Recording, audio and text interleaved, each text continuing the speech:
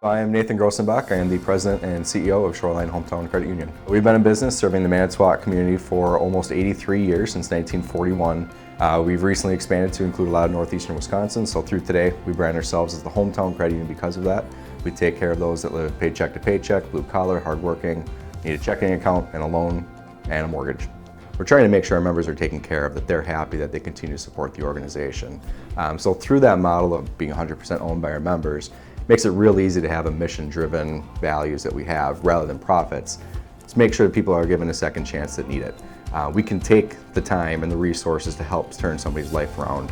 Almost every time, those people become members for life, and they become great members for life as well. When I started in 2013, it was an opportunity for us to reinvent ourselves. And as we sat around a leadership table, we thought, we're small. We're not going to compete necessarily on our checking accounts or our products or our services, but there has to be something that we can do differently. And what we came up with was the Hometown brand. So I firmly believe our turnaround was in getting the right people in the right seats, having a cultural turnaround, committing to those core values that we created, and then talking and doing everything we can to support the community from a hometown perspective. I'm a big believer in the fact that if we have a strategy, I need everybody rowing in the same boat. They need to know where we're headed. So we talk about our strategic plan very often. We talk about our goals very often. Our staff know it before it even goes to the board for the direction that we're headed for approval. Our members often do believe that we're a bank or we're just like any other place. How can we be different? If our staff are able to explain what we're here for, what our values are, what our hometown values are, they will then be able to understand that, okay, they do care about my financial well-being. This is why they're investing in financial literacy. This is why they're giving grants to small businesses during COVID and all these different things.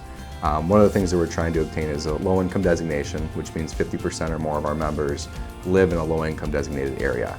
In Manitowoc, there's not a whole lot, but in Green Bay, one of the main reasons we opened that branch was because that east side of Green Bay is almost entirely in that low-income district. So the more of the low-income members that we can serve, we know that we're going to make an impact in that community.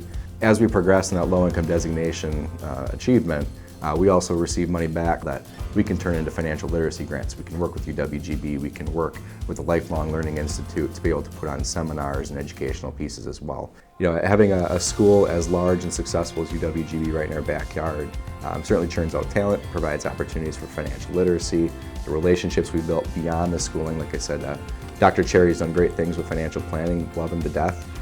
Those kinds of relationships are things that we will obviously keep going back and forth on and finding more value to further our mission as well. So you look at the list of past winners for this award, and it's crazy to think that we're even mentioned in the same group. So for us, it's setting that bar high. The Weyenberg Prize is certainly something that's going to keep our moral compass moving forward.